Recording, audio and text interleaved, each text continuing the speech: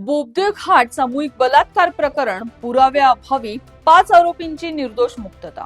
नमस्कार, मी सायली स्वामी आणि तुम्ही पाहत आहात पुणे लोक। पुण्यातील बोबदे घाटात घडलेल्या आणि संपूर्ण देशात गाजलेल्या अल्पवयीन मुलीवर सामूहिक बलात्कार प्रकरणात मोहन फडतरे याच्यासह 5 जणांची सबळ पुराव्याअभावी निर्दोष मुक्तता करण्यात आली। विशेष न्यायाधीश के.डी. शिरभाते यांनी हा निकाल दिला असून फडतरे याच्या वतीने ॲडव्होकेट राहुल नायर यांनी काम पाहिले। सुनावणी दरम्यान पीडितेने आरोपी फडतरे याला प्रथमच न्यायालयात पाहिल्याचे सांगितले आणि त्याची पूर्वी कोणतीही ओळख परेड घेण्यात आली नव्हती हे स्पष्ट झाले। बचाव पक्षाचे वकील ॲडव्होकेट नायर यांनी न्यायालयात युक्तिवाद केला की सीसीटीव्ही फुटेज सादर करताना कायदेशीर प्रक्रियेचे पालन झाले नाही आणि मुख्य आरोपी फडतरे हा अपंग असल्याने त्याला या गुन्ह्यात खोट्या पद्धतीने अडकवण्यात आले।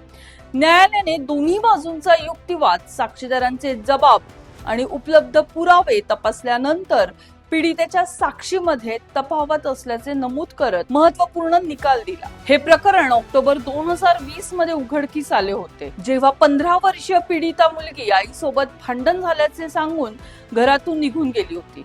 ती हरवल्याची तक्रार पोलिसात दाखल करण्यात आली, मात्र शोध लागल्यानंतर तिने 5 जणांनी मिळून सामूहिक बलात्कार केल्याचे सांगितले होते।